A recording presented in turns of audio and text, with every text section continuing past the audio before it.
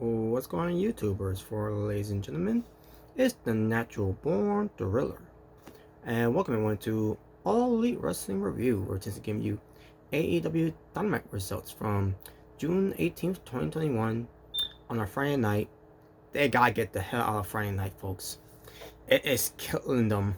We're changing to the ratings, but they were in this place in Jacksonville, Florida, with Tony Schiavone, Jim Ross, and Excalibur on commentary.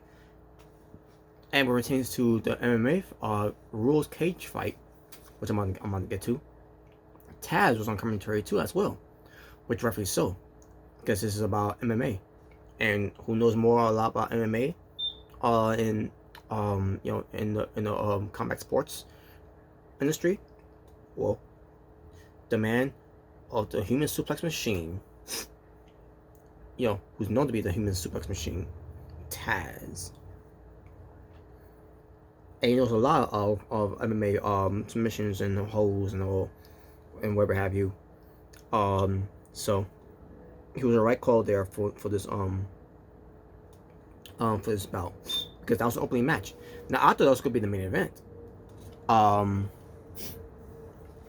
Based on what happened in this match, maybe it should have been the main event, because the main event will happen later on in the match. I mean, it was good too, but we'll get to when we get to it. But other than that, it's debatable what could have been the main event. But we're chance to the Pinnacle versus the Inner Circle that's still going on, which again is I gotta keep bringing this up again. It's ass backwards how they're doing this, but this should have been the main event. So let's get to what happened here. So Mr. Mayhem Warlow, who's got strong spirit in his corner, of the Pinnacle, versus the Inner Circle's Jake Hager, who has Chris Jericho in his corner, and they train as like an element of MMA. If you guys seen UFC, if you've seen Bellator or any type of MMA, any type of MMA promotions, you know what I'm talking about. And they go for the rules here of 3 5-minute rounds. And they talk about how they get a 45-second rest period. And the winner of the match, it has to be a result of a knockout, submission, or referee stoppage. And the referee of this match was Aubrey Edwards, and he had Justin Roberts doing the ring announcing for this whole MMA thing, that.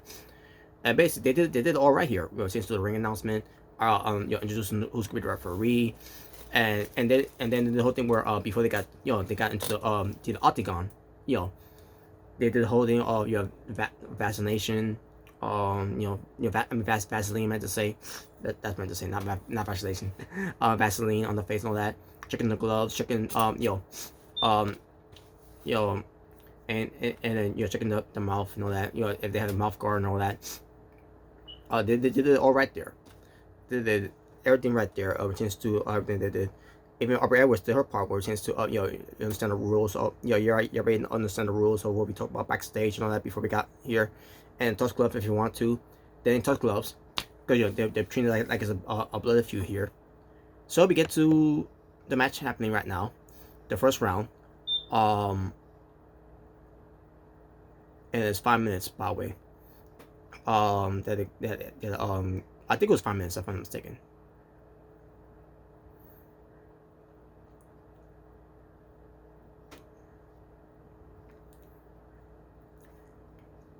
And they feel like it was 5 minutes though, but I think it's more like 3 minutes. And five rounds, I think it was. I can't remember now. I don't recall now, but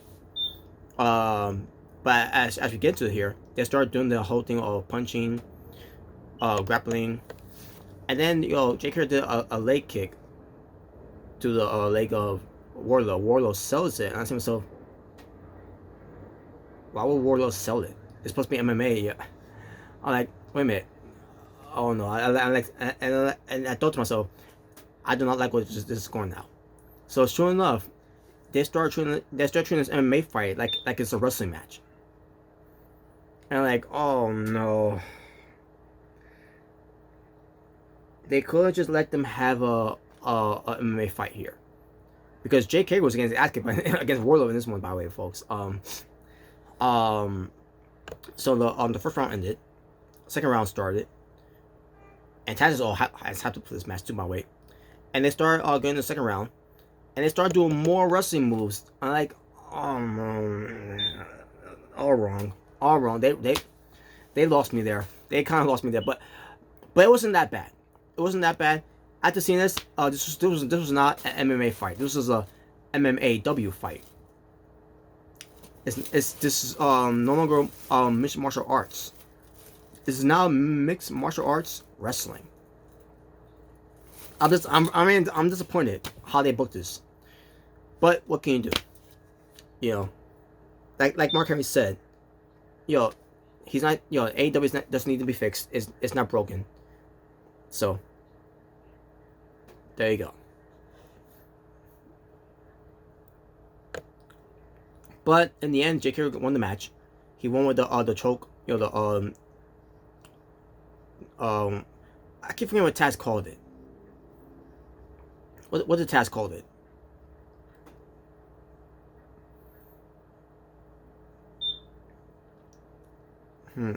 Where is it?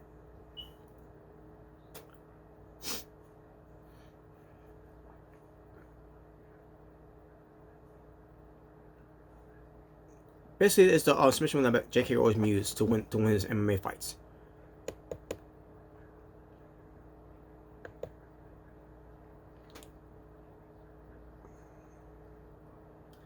Let's see, where is it? The head triangle choke. The head and arm triangle choke, I should say. And that's how it ended. Wardlow passed out. Wardlow couldn't defend himself, so RBO stepped in to break it. Referee stoppage is what cost the match for Hager to win.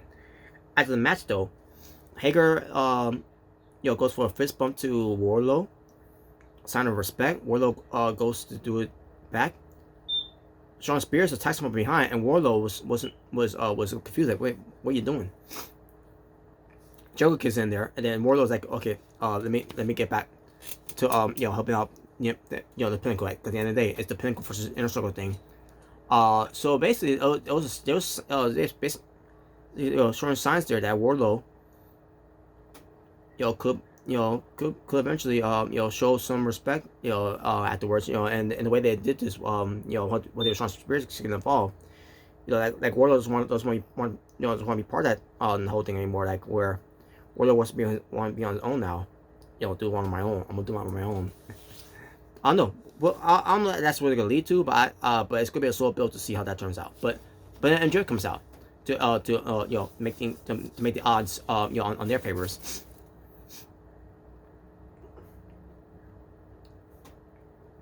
And Demon Lincoln comes in. He goes in to stop MJF. MJF always guys going to hit him, but he realized, or it was you. The man with Parkinson's disease. And then MJF thought twice of it. And then he hits him anyways. And then Jim Ross sold it like, son of a bitch, The man's got Parkinson's disease. And then Sam Guevara comes out. He goes chase away MJF and the rest of the Pinnacle that were there. And that was it. But Sammy Guevara was held back and everything, to make to prevent them to get to MJF and everything. But yeah, Sammy Guevara and the crowds were white hot for Sammy Guevara, by the way, white hot for him, and that was it. So that's gonna lead to a program between Sammy Guevara and MJF. It's gonna lead to All Out. We'll see, we shall see. But that's gonna be a long build if they do that. So, and there you go. And then Taz goes backstage. Yeah, because after this whole MMA fight was over already, so he has to go backstage. He has some team he has some team Taz business going on, to handle. He acknowledged that there were problems in the group. Taz said between the beef of Starks and Brian Cage needs to end. Taz had issues of a challenge for Saturday on Dynamite, where the Hangman and Page versus Powerhouse Hobbs, and there you go. That was all set. So, and that I can't wait to see that match too, folks, because it'll be nice to see the Hangman versus Powerhouse. I meant to say Powerhouse. there you go. Next week, it's a handicap match. Darby Allin versus Men of the Year, Scorpio Sky and Ethan Page. You have Scorpio Sky, who is the face of the Revolution, and you have All Eagle Ethan Page. And the match itself, Darby Allin made this match incredible. And obviously, Scorpio Sky and Ethan Page did their own thing too. But Darby Allin, returns to struggling in his handicap match with no sting there. It was a very good storytelling, very good psychology. Darby Allin, this is why fans love this guy. He can sell. He makes it look believable. He makes it look like he can go toe to toe with anyone. Doesn't matter if you're big or you're or since the odds going against him. He just does. He just know how to to gravitate the viewers, and and the fans in a way, to make to believe in someone like a Darby Allin. Now, unfortunately, in the end, Darby Allin didn't win. So basically, it was proven, in a way that Ethan Page and Scorpio Sky was right, that while Sting, Darby Allin ain't nothing, even though it's false. So, but in this one, because it was the odds against Darby Allin, obviously he was gonna lose, and that's exactly what happened. So.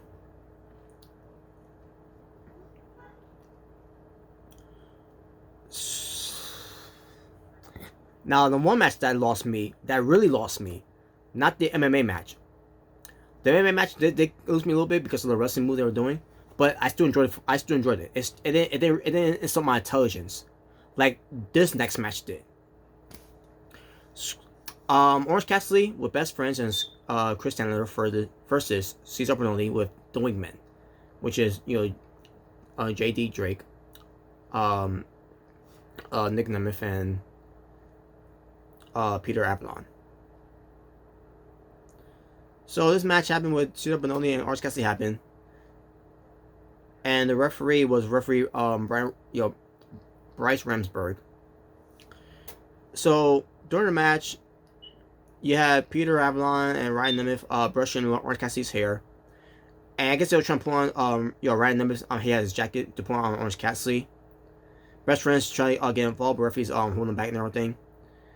All of a sudden, Orange Cassidy was put back into the ring. I think he was still wearing the jacket. I don't recall if he was or not, but I didn't care. And then this happened again on the outside. This time it was spraying spray tan onto Orange Cassidy. Once again, the referee is being distracted by Best Friends, and Cristiano is trying to help Orange Cassidy. All this commotion going on. Bryce Ramsberg, knows something different going on here, and yet he still allowed this to happen. So this match fell apart. This match went everywhere, all over the place, and this match lost me. This was one of the worst match I've ever seen on AEW television. TNT should be embarrassed for seeing that shit, for even having that on the program on Dynamite. Because I was embarrassed. As an AEW fan, I'm embarrassed that this match had happened that way, and the referee allowed it. The so-called referee who's supposed to be strict with the rules, who ends up being loose with the rules, who ends up being incompetent of the rules. He allowed all this happen. They didn't even call for no contest. They didn't even call for a disqualification after everything that's happened there. And they do the same thing that they always do, where it's doing dives on a couple of bodies and everything. And oh my god, I couldn't wait for this match to be over. I could not wait till this match to be over, so I could shit over this match. This was trash.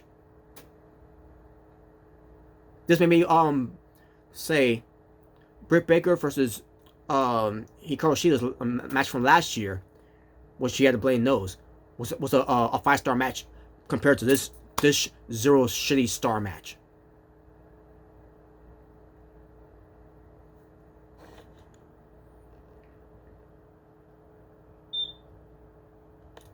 Alex Marvez backstage. attending to a few words that Jungle Boy wanted to say, but it gets interrupted by the AEW World Champion Kenny Omega and Don Callis. You also have MT Nakazawa there. Basically, Kenny Omega, saying that you never been in a real fight, whatever, blah blah. So he basically challenged him to a real fight. So Jungle Boy decides to accept the challenge, but then Nakazawa comes out of nowhere with him from the laptop. Omega beats him up, but then Jungle Boy fights back. Also, on they jump in again, jump into the cart, and then as Nakazawa's trying to get in there, Omega kicks him out away. Jungle Boy hits him as Omega and Callis gets away, and like, oh god. But it made me laugh though in a way because that, whatever. But it was whatever. So Alex Marvez also interviews Big Money Matt. I guess at that point it was a commercial, I guess, and then came back. So Matt Hardy says that he has a contract, a handshake contract with Christian Cage from that Double Nothing, Casino Battle Royale they had. He broke it and everything, and that's why he had to keep dropping him, because you don't do that to me, because I'm a businessman and everything. And then Christian Cage could try to go after him, and he gets stopped by securities, and then gets put into the somewhere that was where it pertains to a gate to lock him in there, wherever. And Christian tried to get him and everything, and Mary tried to give him a check for him to retire, a retirement fund, whatever. Obviously he wasn't gonna accept that, so. But they'll continue with this whole thing though when we get to the next portion of Dynamite, which I'm assuming is gonna be on that Saturday. So, this coming Saturday. So, but we shall see. The American Nightmare, Cody Rhodes and Brock Anderson, being with with the Enforcer Arn Anderson at ringside versus the Factory of QT Marshall and Aaron Solo with Nick Camarado at ringside. May I first say this? Congratulations to Cody Rhodes and Brandy Rhodes for giving birth to a baby girl. It happened as fast as I thought it would. And it makes me think, was Brandy Rhodes really pregnant back in December? Or was it before? I don't know. Yeah, that's something I think about too. Also you gotta look back at it too, because November. I don't know if she was still wrestling around that time, but yeah, Brandy Rhodes apparently gave birth too early. To a baby girl, which is great. Great that they did. Congratulations. So we get this match here.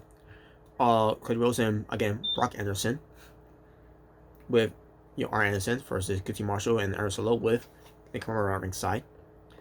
And the match I thought that was decent.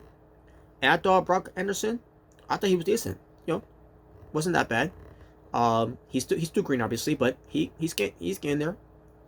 I enjoyed this match for what it was, and in the end, it was Brock Anderson getting the win over on Aaron Solo with a jackknife pin, of all things. Basically an upset.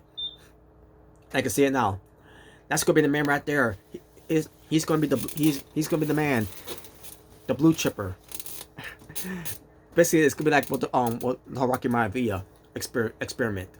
Where it's gonna be the Brock Anderson experiment, where he's the blue chipper. We'll see. We'll see how that turns out. But yeah, not bad debut for Brock Anderson. I like him. So there you go. The Mohawk Monster, Lance Archer, and Jake Roberts were there. Jake Roberts says that Lance Archer has no patience, and he tried to tell him, something that you have to be a tiger, and then bounce at his opponents, and pounce. I meant to say at his opponent, and then Archer was basically pacing back and forth in a way, because he has no patience. Jake Roberts says they had no choice and had to go because Lance Archer is ready to take what is his, and there you go. Now we get to Jim Ross having a sit-down interview with Andrade El Idolo. And Jim Ross asked Andrade El Idolo why he chose AEW. And this is what he said. He said, for many reasons. Here, my talent, many stars, but I am a superstar. My next goal, I deserve opportunity for the TNT and the AEW World Championship. It's my next step. Vicky Guerrero understands many things. She understands the business. She is very smart. I'm a third generation wrestler. She came up with Eddie Guerrero. She knows his family, which is full of even more wrestlers, I should say. The same holds true for my family. This is why we have a great connection. But you need to wait because Vicky and Andrade El Idolo have surprise. Yeah, basically have a surprise. So there you go. As far as the interview was, unfortunately for Andrade El Idolo, his English was broken English because he had to use subtitles to understand what he was saying because he doesn't really speak perfect English really. So at least they had subtitles there for people to read in case they couldn't understand what he was saying. Not even I couldn't even understand what he was saying either because, But I mean I understand a little bit, but those some parts I didn't understand what he was saying because because it sounded like he said this and it sounded like he said that. But at least they had subtitles there for me to understand what he was saying. So that's important to have too, subtitles to understand what they're saying, even if you don't understand them with their broken English. As far as the surprise, yeah, we already see the other surprise that they have in store. Now, if I recall, I thought TNT were not fine with surprises on Dynamite anymore. But I guess they changed their minds somewhere along the way. I guess I don't know. Well, I guess we'll see. Alex Marvez, he was all over the place by the way, interviewing people from left to right, saying that. To Alan Page, by the way, he's interviewing Alan Page, who's with the Dark Order, says that Alan Page accept the match against Powerhouse Hobbs for Dynamite on Saturday, and then Alex Marvez asked him about after watching Omega and Jungle Boy, what are your thoughts about that whole thing going on, and then because he's second top rank on the ranking system, and then Page exchanges the subject of that like he did before. This isn't the first time he does this before. This is actually the second time he did this before. And I dropped something here. I don't know what I dropped, but I'll take it out later. But anyways, yeah. So this is the second time he's checking the subject of this, and I understand why they're doing that too because they don't want him to to grant the title yet, to even consider granted the title yet until we get to All Out. But how long are we gonna wait until All Out because of for it to happen? Because Kenny Omega. He's unbound with a lot of nagging injuries. So, and I doubt they're gonna save it to full gear. Between Omega and the Hangman, I doubt that because, again, nagging injuries from Kenny Omega, especially when carrying all those belts with him, being the belt collector of the TNA, the Impact, the AAA Mega, and the AEW World Title. Those are heavy gold there that he tripped all over. That's gonna it's too much from the carry, which is why I'm pretty sure that's gonna be a factor of it too. And I thought about too, him being on Bill Collector now, it's lost steam. So when Triple Omega, when Triple Mania comes around for Triple A, Omega's got to drop the belt to Andrade El Idolo. As far as the Impact World Title belt, he's got to drop it at Summerversary to Sami Callihan. And then when they get to All Out, that should be the perfect time to do it. Do the rematch between Omega and the Hangman, especially to do it All Out because that's where it began, where the tag team broke up. That was the night that they lost the tag belts. So that'll be a perfect opportunity for Omega and the Hangman that revisit that history. All Out where it all began between those two, where the team broke up.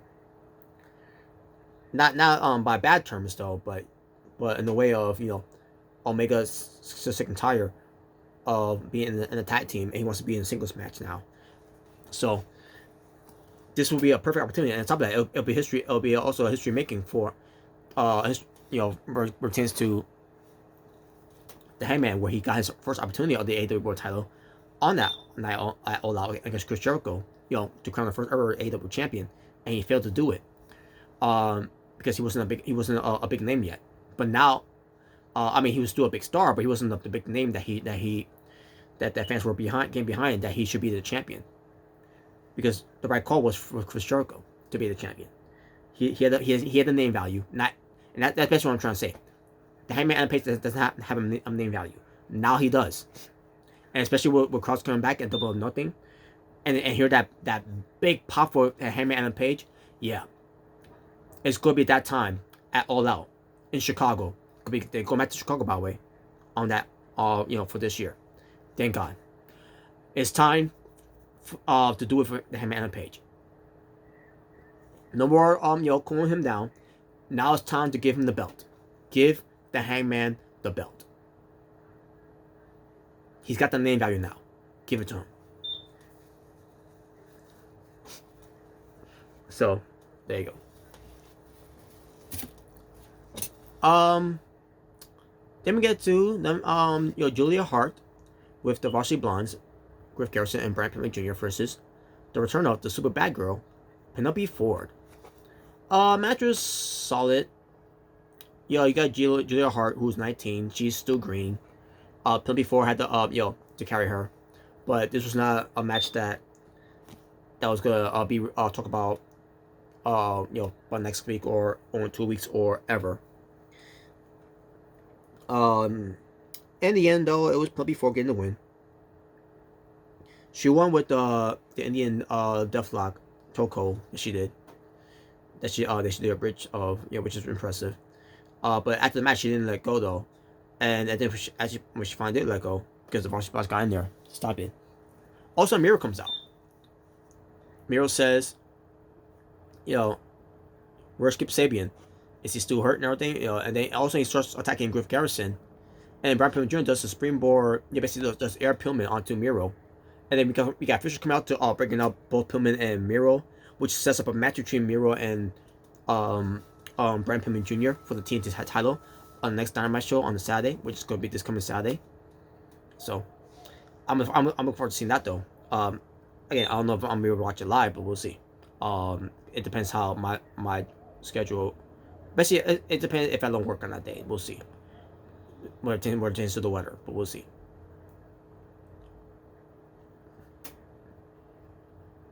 Tony Schiavone, he interviews the AEW Women's World Champion, Britt Baker.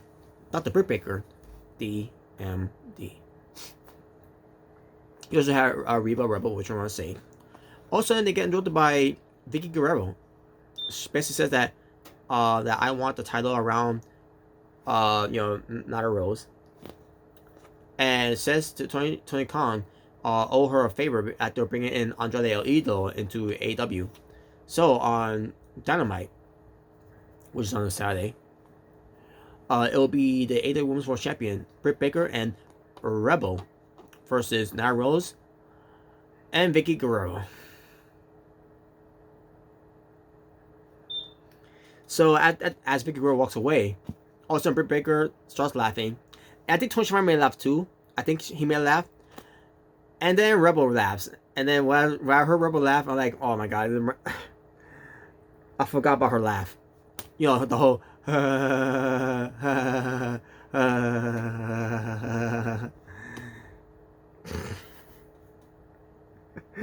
she does it better than I do. But when I heard that laugh, I'm like, oh my god, here we go again with this laugh.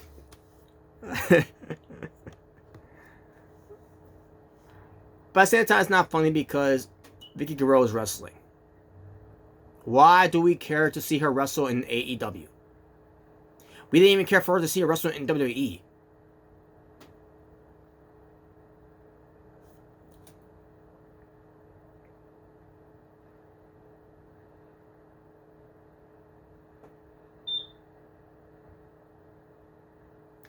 Moving on.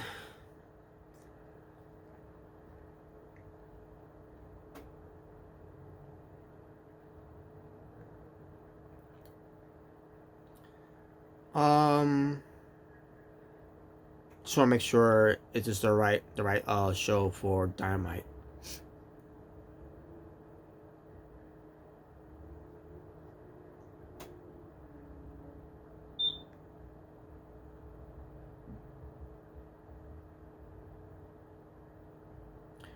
Oh yeah, I'm mistaken wrong, folks. AEW Dynamite on the Wednesday, June 30th, I should say, is the one that's gonna be back on Wednesdays. Which, by the way, thank God. So yeah, I got that mixed up. So my apologies, folks. The one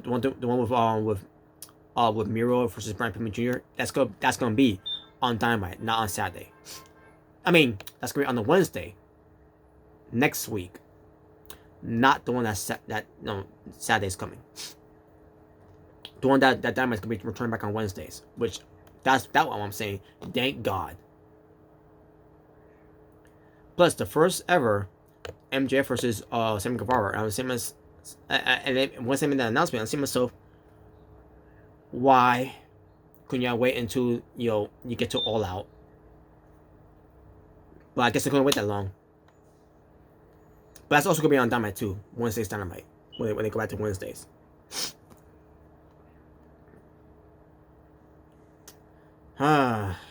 Anyways, Mark Sterling with his client Jake Cargill announced to share something that they have a partnership with Luxor Hotel, whatever, the Luxor Hotel. The Toronto Four Seasons has joined the J brand, and the promo code, whatever, is I'm that B, the B word for women's. I won't say it because I have too much respect for women's to even say that.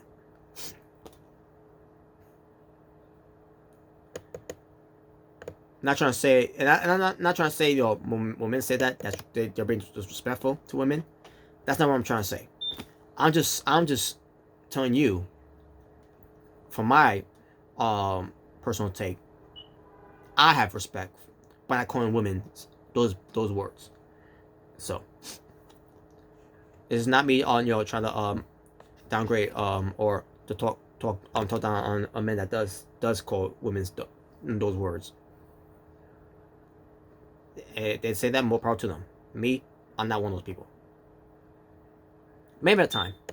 Penta El Zero with Alex Abrahantes with Eddie Kingston and the Elite Hunter Frankie Kazarian versus the AEW World Tag Team Champion, one half of them, Matt Jackson of the Young Bucks with Brad Cutler, and the Good Brothers, Carl Anderson and Doc Gallows with Don Callis, who ends up being on commentary.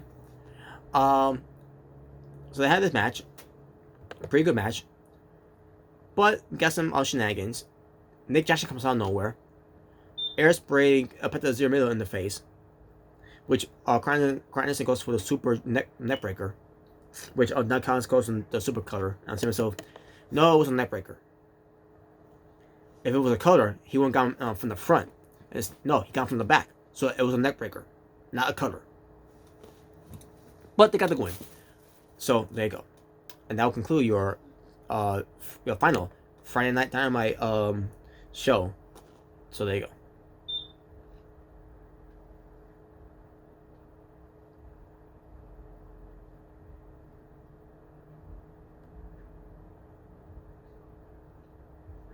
Six matches we're talking about for June 18, 2021 edition for Friday Night Dynamite. Hopefully that'll be the last time to be on the Friday night before Dynamite. Which makes me worry about AEW Rampage. Come this August, because that's gonna happen on the Friday. I hope that AEW Rampage doesn't affect the ratings either, because that's gonna be the new show promoting on that Friday night. The last thing you want is to have a low rating versus you're debuting your second show on TNT. So, but we shall see. But my overall rating for the show, I'm gonna go with a 5 out of 10. There was some parts that was good, but there was some parts that I did not like about the show. Orange Cassidy and Cesaro Bononi was one of them. But yeah. And on top of that, I hate the whole cheating thing that the Elite is doing. That's another thing I hate too on the show. But yeah, 5 out of 10. It was a solid show. Not saying it was a bad show. I still enjoyed the show, but not much to talk about this show. So, and then they're back at home. With that being said, thank you for watching. As I'm finished up catching up of All Elite Wrestling reviews, you all stay well, stay safe, take care of yourself, everything that's going on in the world. Wear your mask, and we're getting back to normal, folks. We're slowly getting back to normal. It was, like I said before, it was gonna be a slow process to get back to normal with the new technology and stuff and that. Because years ago, this ain't the first time we've been in the pandemic. This was before my time. It was a slow build to things got back to normal. But now, with the technology and all that and everything is back to normal in a way. We still gotta wear a mask though, because there's still something that there's still things you have to to follow by, and you gotta get vaccinated too and all that. So, which is more to come too. So there you go. But there you go, folks. I'm out here now. So take care. And that's what Peace on the streets.